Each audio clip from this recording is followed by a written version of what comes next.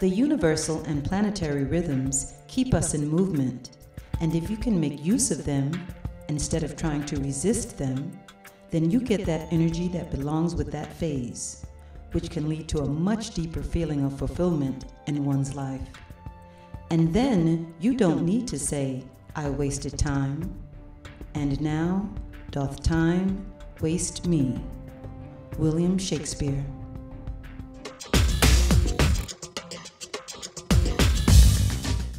More than 25 million men in the United States have transitioned into the zone, clueless, reckless, and in some cases, violent, suicidal, and even homicidal. It's a male crisis that men aren't even talking about, impacting our communities in a devastating way. But I knew somewhere around my 35th birthday, I was feeling a different way. Whether I was experiencing things before that, I mean, I knew that I was experiencing things, but it concretely hit me on my 35th birthday. I pretty much woke up depressed, and that depression lasted with me for quite a while. Because maybe 2 years before I met him, he told me about an experience that he had. He said he went on vacation to, I don't know if it was the Super Bowl, but one of the games in Florida. And while he was there, he just had this experience where he was supposed to go out that night, supposed to go clubbing with the rest of the guys, but he couldn't go, and he started crying. And he said he started crying and couldn't stop crying at all. And he said he couldn't tell me why he was crying, he couldn't tell anybody why he was crying, but he couldn't stop. And so he called his mom, and his mom kind of gave him an explanation, maybe this is God calling you or whatever, but he said something changed about him that day. Like before that actually happened to him, he was the ladies' man, he was pretty successful, so he ran through women and did a lot of partying and did a lot of what he wanted to do, but something happened that day that changed him. I had no idea what it was. I just assumed that I was getting older, and I thought at 35, I once explained something to someone. I was telling a group of guys that I knew, good friends of mine, that I did not become a man until I was 35 years old. And with that, trying to explain that to them, having my first child at 30, or at 29, between the time that she was a year old, or from birth to maybe 5 years old, I did not become a man. So I kind of put those things together, but at the same time, I had no idea that it was leading up to something more detrimental than just me being or transitioning from young man to a man. He was much older. So we wound up being together for like 9 years. So at the beginning, of course, it's always great, you know, at the beginning. And then I want to say maybe 40, he might have been 40, because he's like 17 years older than me. I started to see a change in him. And I was like, okay, you know, when I first went out with you, you know, it was like you into the house, you know, we into the family. Now, you know, I want to run the street, I want to do this, I want to do that. And I'm like, okay, well, is there something we need to talk about? And he was like, no, everything is cool, you know. So I said, okay. I thought it was something that I could fix. I thought that with the experience that I was going through, maybe that I could talk to a few friends and get some feedback on maybe they were experiencing the same things, especially with them being my age. So I thought that I would benefit from having conversations with them. It's the unspeakable passage fraught with shame, secrecy, and denial. It strikes the very core of what it means to be a man. Can't come in here. This is a patient's private session.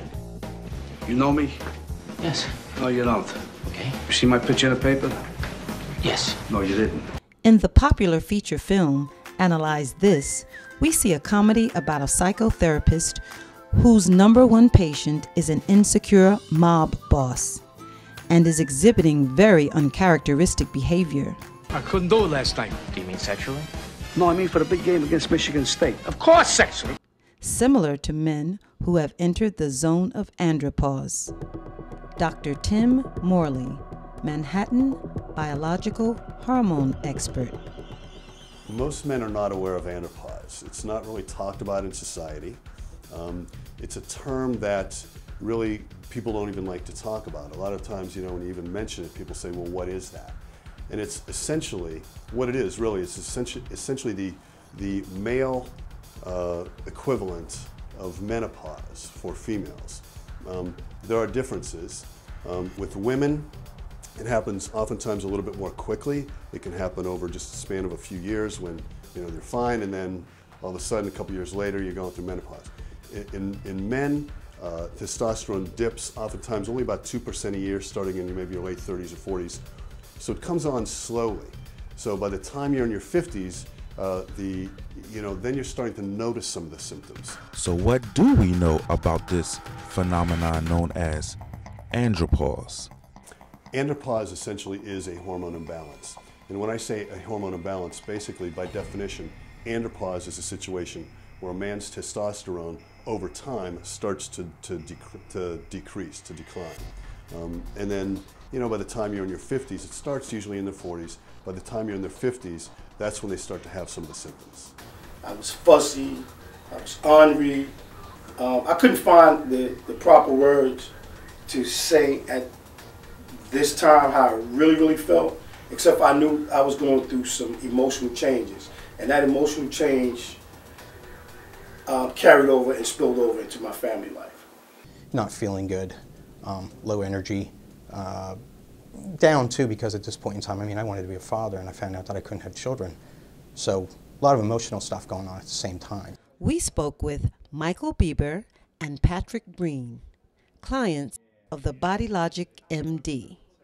I knew really nothing about it, and how I found out about it was I had a counterpart, a coworker, that I was doing a ride-along with, and he's very healthy, works out all the time, has more energy than you can imagine, and I'm in the passenger seat asking to get my 20th cup of coffee for the day, whatever it may be. And he looked at me and said, "Are you serious? You really need to get another cup of coffee? You know, what's going on with you?" And I said, well, nothing, kind of thinking I'm feeling guilty about getting another cup of coffee. And he said, have you ever had your testosterone checked? And I kind of looked at him thinking, that's kind of a weird thing to say to somebody, but no, I haven't. And he said, you might have low T. And no idea what low T was. And I said, well, what's low T? And he said, that's it, low testosterone. And he said, you may have seen some of the commercials that are out there for it, and you may want to get checked for it. So we had a conversation where he explained a little bit about what low T was, that you may be irritable, you may be tired, you may feel a little bit depressed, whatever it may be. And as he's rattling this all off, I'm kind of looking and I'm thinking, you're reading my mind, that's exactly what I've had. The symptoms of andropause are varying. And I am thinking back on why men come in to see me, and it could be a lot of reasons. It could be, a big one is lack of libido. They just can't perform the way they used to.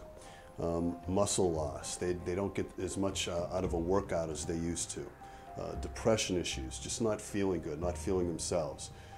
When men get into their 50s, they have a physical change as well. And with andropause, you can have not just lowering of the testosterone, but increasing of the estrogen, which can do things like deposit body fat around your midsection. The breasts enlarge. They start to slump a little bit. Just a physiological, physical change that they don't like. And so they're oftentimes seeking solutions for that.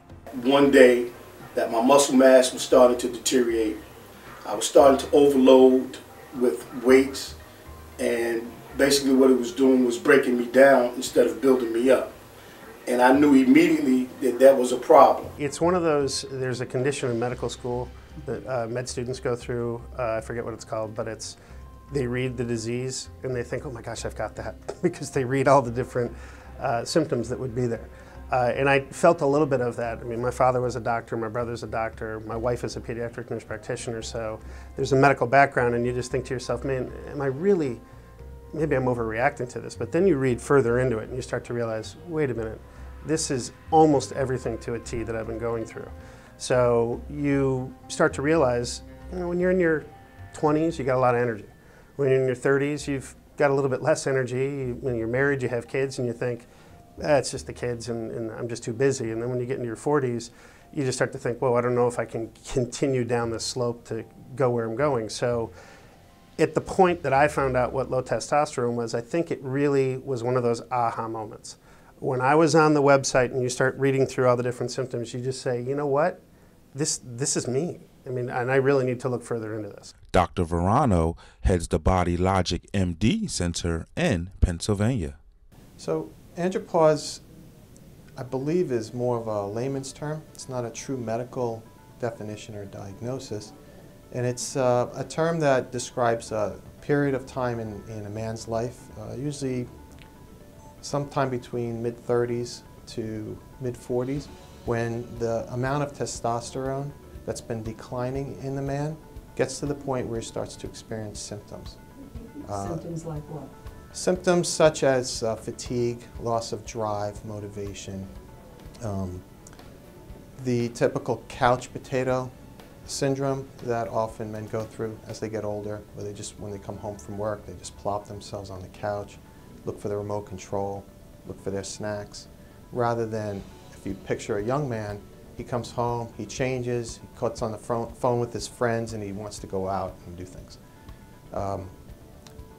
So andropause is also known as male menopause or menopause. The medical definition that seems to be circulating now is late onset hypogonadism. That would be, obviously it sounds very medical. It's a lot easier in discussion with society to just use the term andropause. In my practice, what I see is, depending upon the man, depending upon his state of physical health, depending on his genetics, depending on the level of stress and diet, he can start to exhibit symptoms of fatigue, erection problems, loss of libido and sex drive.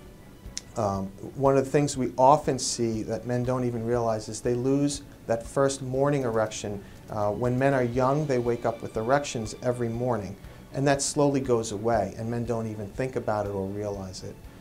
That is a sign of a healthy testosterone level when you wake up with an erection in the morning. Women will complain that the man is grouchy, he's irritable, he's not as easy to get along with, he starts changing his mind. Some of the physical signs we see are men usually start off with very broad shoulders and very thin waist, so they have this sort of V shape to their bodies. As they start to drop testosterone, the upper body mass starts to shrink and the belly starts to come out. And so they develop this larger abdominal girth, this abdominal fat. And so it kind of goes from this to this. Traditionally, men have been taught from the time they were born that being manly denies anything in us that might be viewed as feminine. Hormonal cycles? That sounds too feminine for a man to even contemplate. So men and women have the same hormones. We all contain testosterone, estrogen, and progesterone. And what happens as men age is aromatase activity increases and you start to form more estrogens. And so many of the characteristics of men as they age is they start to develop estrogenic effects in their bodies. Yeah, I ain't gonna admit to that. Mm-hmm. Yeah. Women can say, oh, she's going through the change. We have the freedom and the openness to say, oh, I'm about to start menopause. Oh, girl, I'm just acting like this because I'm going through the change. You know why? Because there's research on it, though, for women. I mean, there's really nothing we have research for men. freedoms, so even before menopause. That's and right. men don't have freedoms. They go through monthly cycles just like we They do.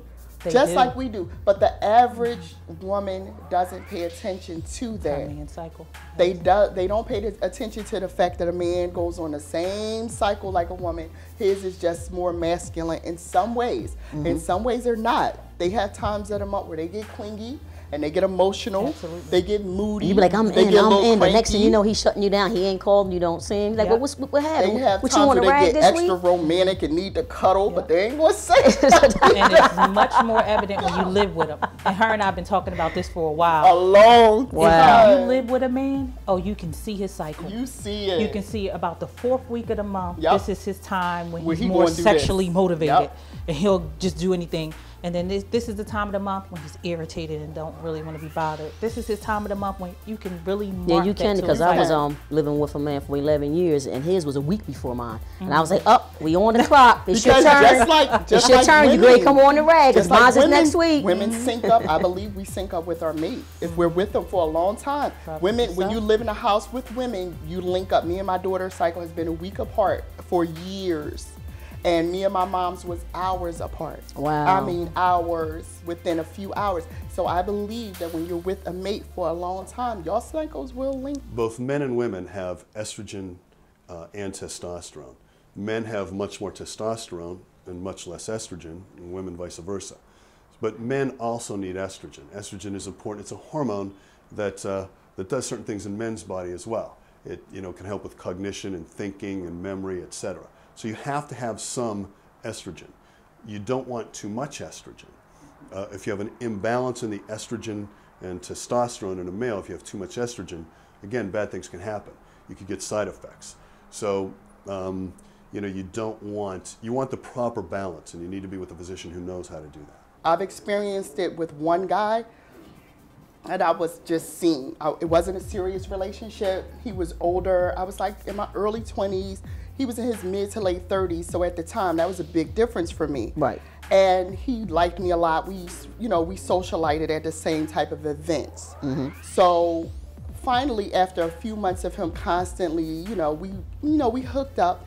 But then one day, I was over his place, and he just had like this emotional breakdown. Not only did it freak me out, it made me run from him.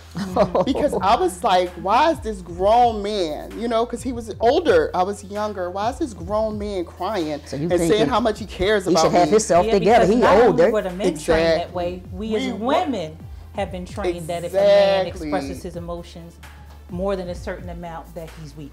So it's freaky to us. And that story I just told you, where the guy cried like that, it was something that he said, I never told anybody this. It was like he was ashamed to tell that story. Right. And I never really talked to the guy again after that. I left that day. I mean, he was crying and he was saying how, I really just like you so much. I didn't need somebody like you in my life. And I was like, we've only been dating for a couple of months. And for you to have this kind of breakdown, I thought that something was wrong with him. Like emotionally. Exactly. Or I thought he was mentally. unstable or mentally. Yeah. Like maybe he might flip completely out. I didn't know exactly what all was wrong with him. So now you're fearing your safety. Exactly. He was saying like, I have some health issues and things like that. And I was like, I don't want to hear about that. I'm young. I'm partying. I'm having fun. One of the things that we see, as I mentioned before, about this conversion of testosterone to estrogen, estrogen is a hormone that allows you to become more emotional, which is why if young men and women, they go out to a movie, a date, and they go to a chick flick, and it's the girl comes out crying, wasn't that a beautiful movie? And the man goes, yes, it was very upsetting. The estrogen allows more emotion. As men age and their testosterones decline and their estrogens rise, they themselves become more emotional. And so everyone knows, Grandpa holds his granddaughter and he's crying, oh, she's so beautiful. And everyone goes, oh, wow, Grandpa, he loves, look how much he loves her. He's more emotional, he's crying. And yes, there's a piece to that, and you love your grandchildren, and it's emotional. But the testosterone would normally keep you more in control of those emotions. Menopause? So you're trying to say that men go through the same thing that women go through? So I want to speak to sort of a little bit of the difference between menopause and andropause. So most women know the change of life, menopause, as this sudden change that comes out of nowhere and hits them, and they start experiencing hot flashes and night sweats, and their skin gets dry and itchy, and their vision changes, and they're hyper irritable, and the weight starts to go on. and it becomes a sudden thing to them, and it's very disruptive. And they're irritable, and they're not interested in sex, and everybody annoys them, especially their husbands. That is much different than what occurs in a man. In a man, it's very subtle, and it occurs slowly. So there's this slow, steady decline and change that occurs. Kind of like if you are putting on weight, and you just put on a couple pounds every month, every month, every month, and you don't notice that. And then someone who you haven't seen, you know, mom stops in for a visit, she's been down in Florida, and she comes up to visit, and she says, "What happened to you? You're so heavy now," and you don't realize that. The same thing happens with testosterone decline. It's subtle, and depending upon the man and his genetics and diet and the other things that I spoke to before, it will hit a breaking point. Psychological changes that challenge masculinity are increased during the andropausal years. He tends to struggle to prove his strong sexuality, his composed emotions, intellectual mind, and supreme courage. International Monetary Fund leader Dominic Strauss-Kahn was accused of raping a maid in a New York hotel, as well as other scandals about sexual indiscretions. The 63-year-old man, who lives in France, withdrew his candidacy from the presidential elections in France and stepped down as the head of the International Monetary Fund.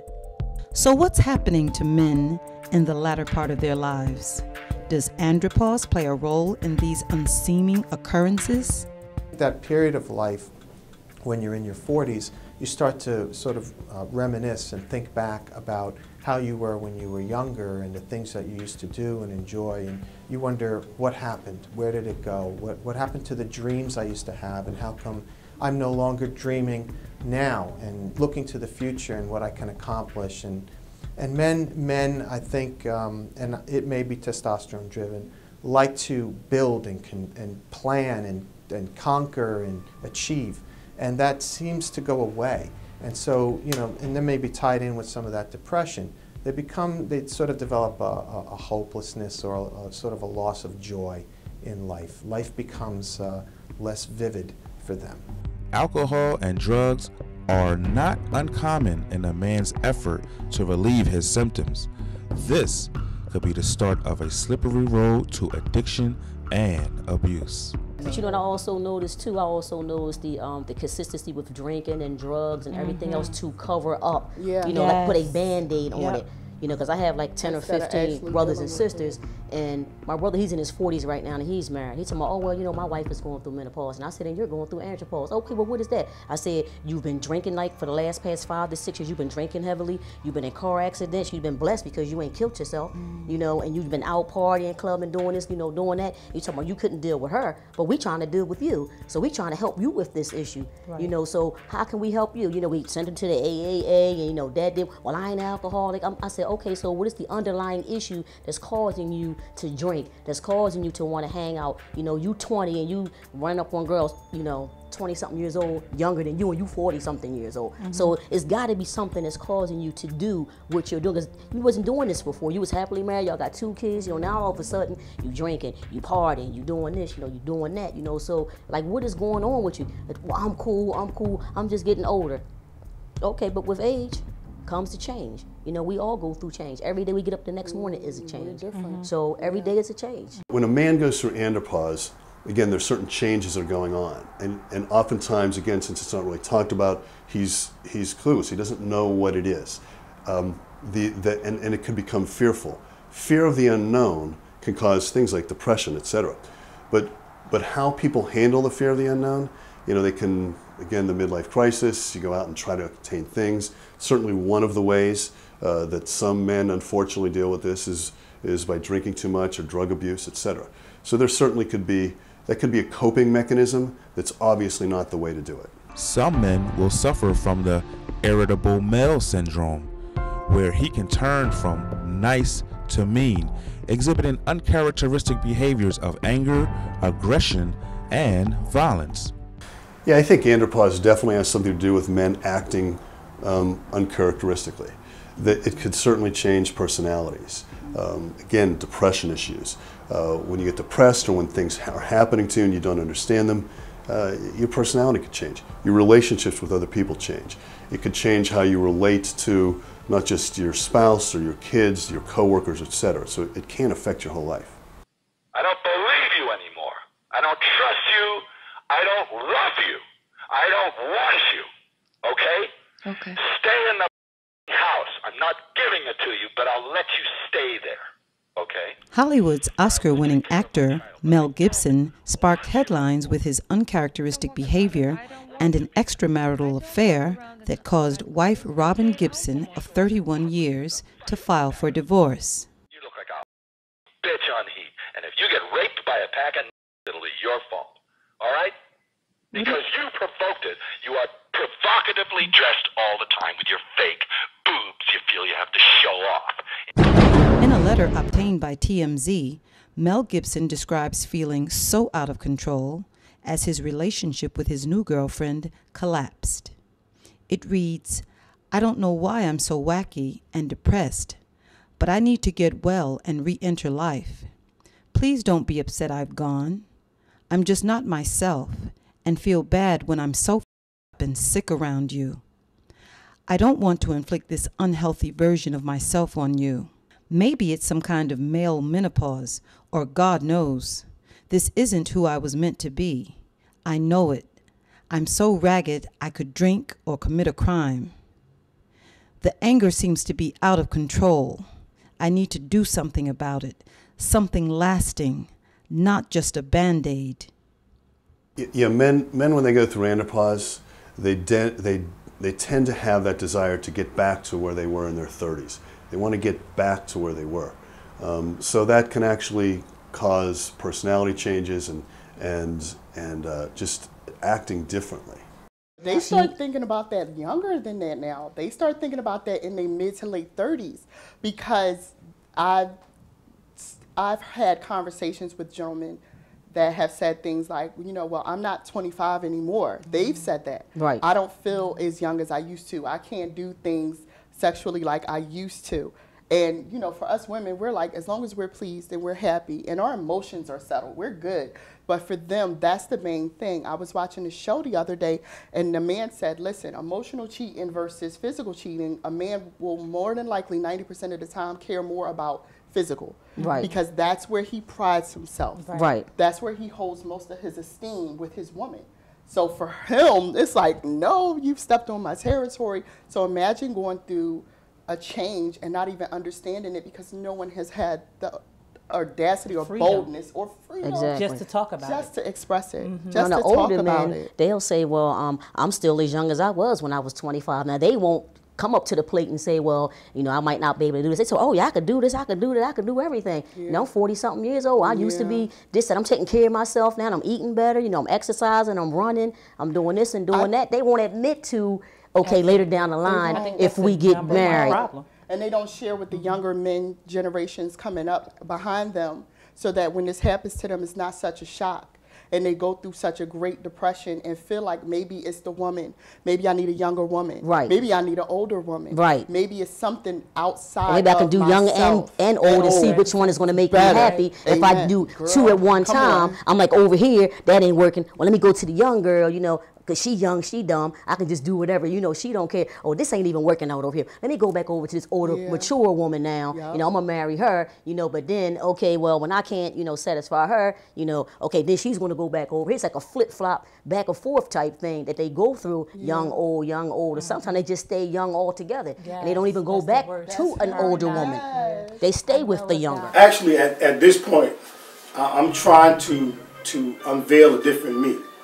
I'm trying to find a way to get myself out of this situation rather than dig a deeper hole.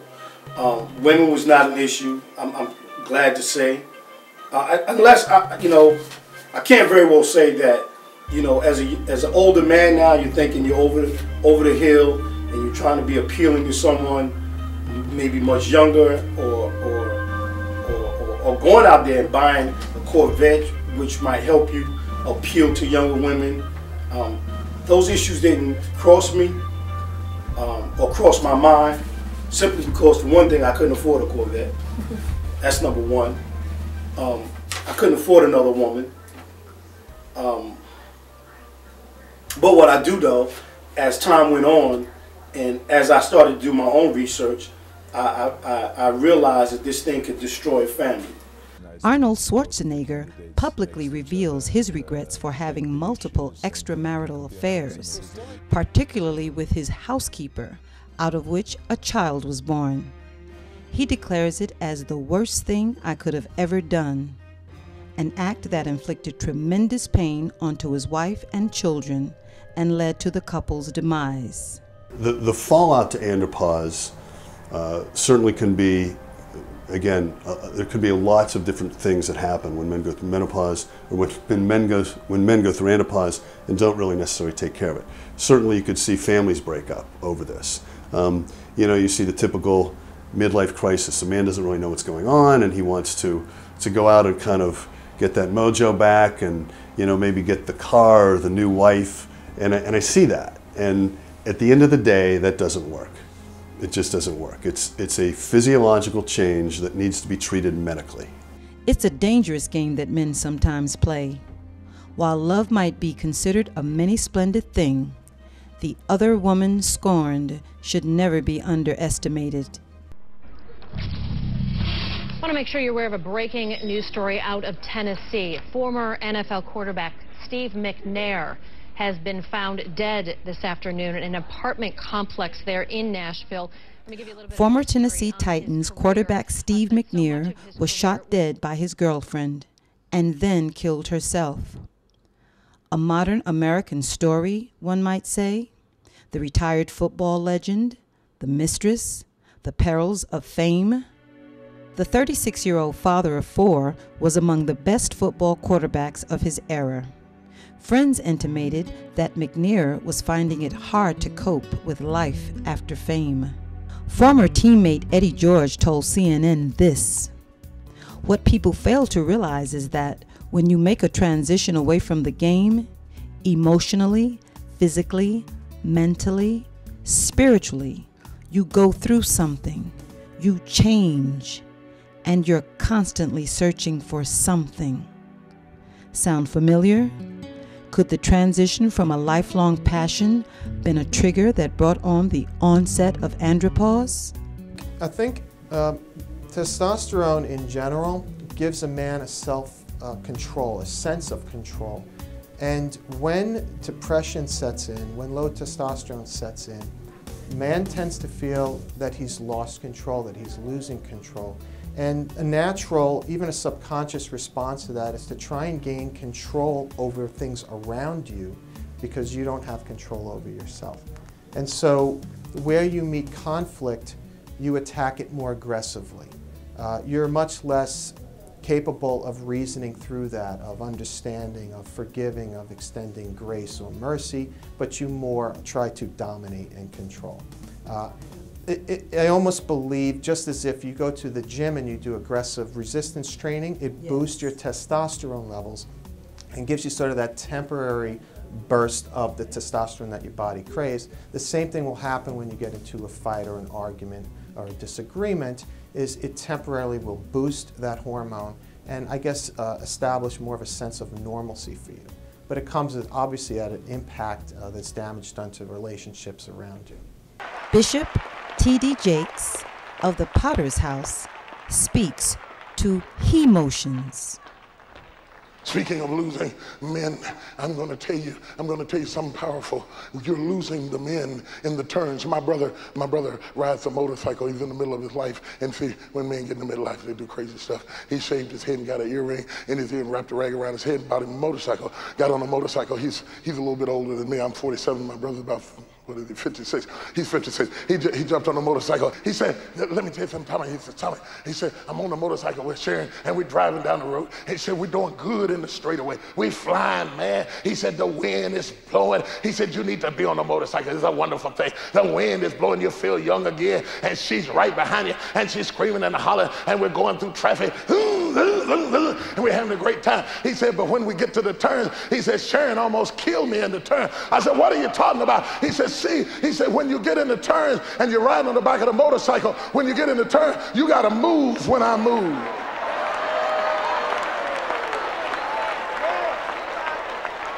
And when he hung up the phone, I said, oh, wait a minute, I got to start writing again because you just gave me a point. He gave me an illustration to explain to women where we are losing our sons and how we are losing our husbands and how you're losing men. You're not losing us in the straightaway.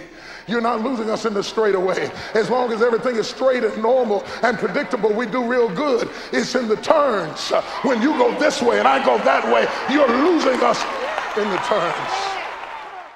And speaking of memory loss, you said something about him forgetting.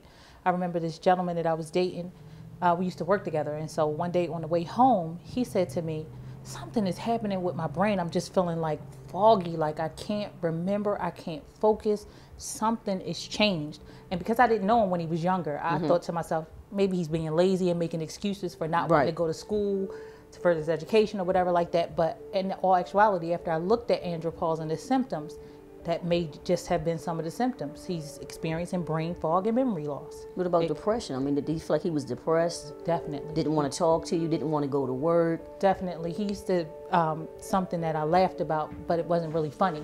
He would come home from work, get into bed and pull the covers almost up to his eyes and just watch TV. And at first I thought to myself, well, is this guy really that lazy or zoned out? But then I realized he's depressed. Again, with depression could come personality changes. Certainly if depression gets bad enough, suicide can result.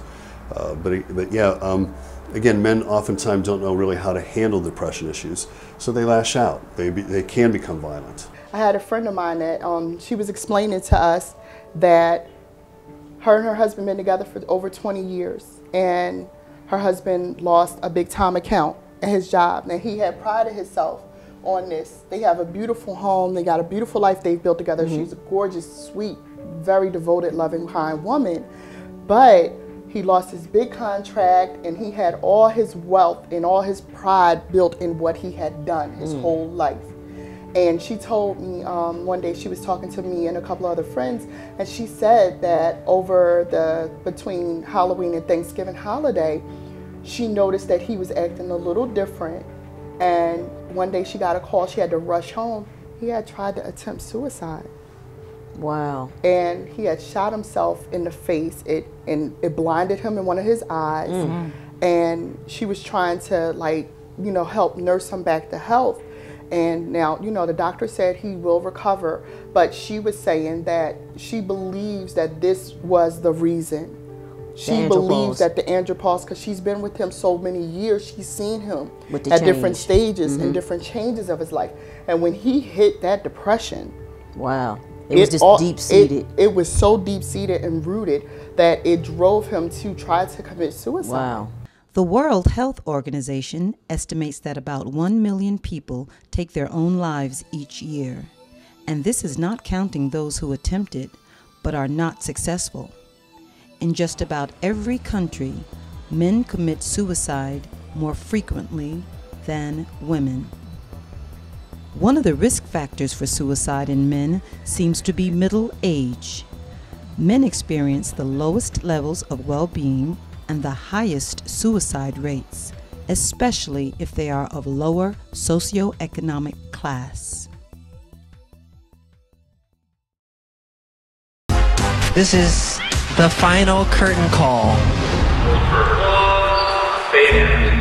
In the 6 weeks following Michael Jackson's death, reports of anxiety, depression, insomnia, and fatigue have all been tied to the cause as physical conditions that prompt his reliance on prescription drugs. But Beverly Hills anti-aging consultants say Jackson could have been suffering from male menopause for years.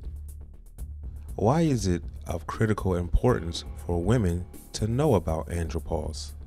It's also very important for a woman to be aware of andropause, simply because she needs to understand what her partner's going through. With andropause comes lots of things, not just physical changes, but also emotional changes, mental changes. I see a lot of depression in andropause. When men get depressed, you know, their personalities change. They can lash out. They don't necessarily know how to handle their depression issues. So, you know, they just change. And oftentimes women are just, they're puzzled. They don't know what's going on. And I think that women understanding essentially the male component of menopause is very important. I will often have men come in here, and they will be married to obviously younger women.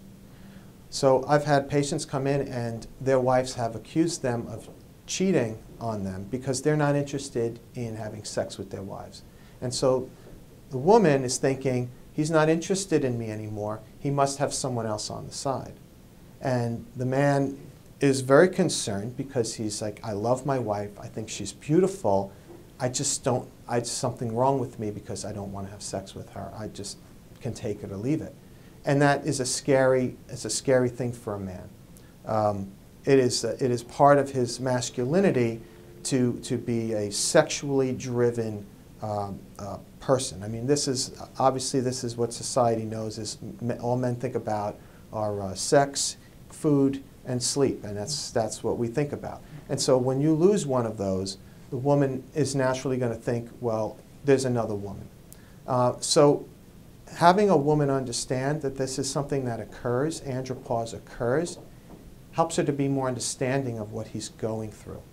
Rather than thinking it must be another woman, she could think, wow, I wonder if it's andropause. I wonder if he's entering this time of life where he's starting to have a problem and maybe, you know, it's fixable.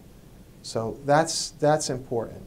In a tense and made-for-television drama, Meredith Baxter plays the stone-cold murderess Betty Broderick, who fatally shot her wealthy, cheating ex-husband and the pretty young assistant he married while they were in bed. After 16 years of marriage, 4 children, and a lot of sacrifice, the socialites were living the American dream.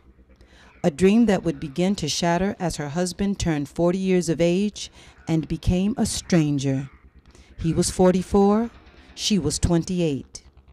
Was this a case of a woman scorned or a heartbroken victim pushed to insanity? Why are men in such denial about this? Males reach a peak of testosterone production in their teens and early 20s, the optimal years for procreation and fathering. Why do men refuse to talk about it?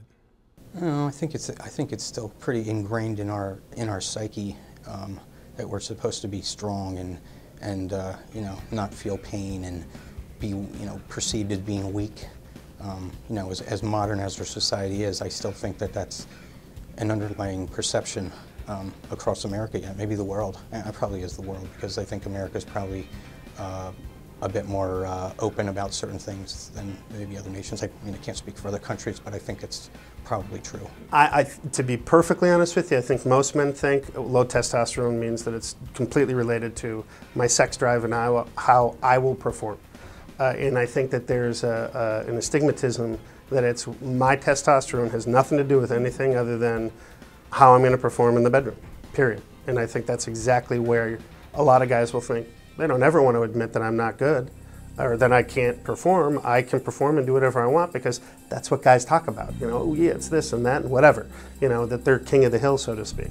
Men don't like to talk about their symptoms. Men are, in general, you know, they're macho. They don't want to talk about if they're depressed or if their libido is low, etc. So a lot of these symptoms come on slowly, and it really often goes just misdiagnosed. I have a core group of friends I know. I mean, we're all 49, so we all know each other easily 30 years, and we're real close. I mean, we're like brothers. So we can pretty much talk about anything. And I do talk to them about it, you know, and they know my situation. But I think in general, I don't think people talk about it.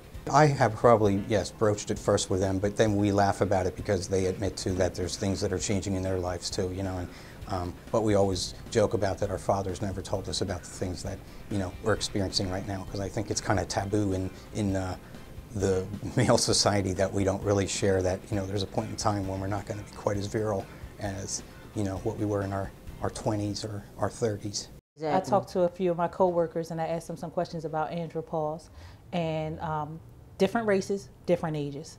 and they all said this, they all agreed to this. He said, I would never say to my friends, I couldn't get it up last night, or I couldn't do this, I couldn't do that. He said it would be the exact opposite. Oh, I was 10 doing times, this. Yeah, 15 man. times. Ooh, I had this young girl. Oh man, yeah, we are not free to talk about it. He said there's definitely changes, but we can't talk about them. And did he say why he couldn't talk about it? Because it's just It's not, not society society does, acceptable. well, American society does not accept that. For a man, testosterone is it. I mean, the image of men is the athlete, the boxer, the football star. You know, this is how a man sort of has his image, and that's what you see on TV. That's what you see in pictures. That's what sells colognes. That's what sells women perfume. Is that bulked up, shirtless man, or I mean, this is sex sells, and so testosterone has historically been synonymous with sex. And the real education that has to occur is testosterone does far more in a man than increase his sex. It is about health. It's about his blood sugar. It's about his blood pressure. It's about his brain function, his energy level, his drive and motivation, his ability to enter into a stressful situation and be confident. Many men find themselves resorting to Viagra and other drugs as a solution. Simply taking a Viagra is certainly not the answer. I mean, it could certainly help, it's useful, it's a good drug, but having said that, that's certainly just one piece of the puzzle, and it's a temporary fix, it's a Band-Aid. It's oftentimes best to get to the root of the problem, and again, the best way to do that is to get the proper blood work, go to qualified physicians, and treat it. Treat the underlying cause. Treatment for andropause is available and may take many forms. Hormone therapy is basically checking blood work, finding what hormones they're deficient in, and then supplementing them to the point where you're even actually giving them the hormones. For example, testosterone. If your testosterone is too low, you can supplement testosterone. Testosterone levels rise, and good things start to happen. It is not as simple as doing a blood test and looking at a number and then giving testosterone to bring that number into the normal range. Many things that we do will raise and lower testosterone. Often I'll see a lot of women first and then they'll send their husbands in.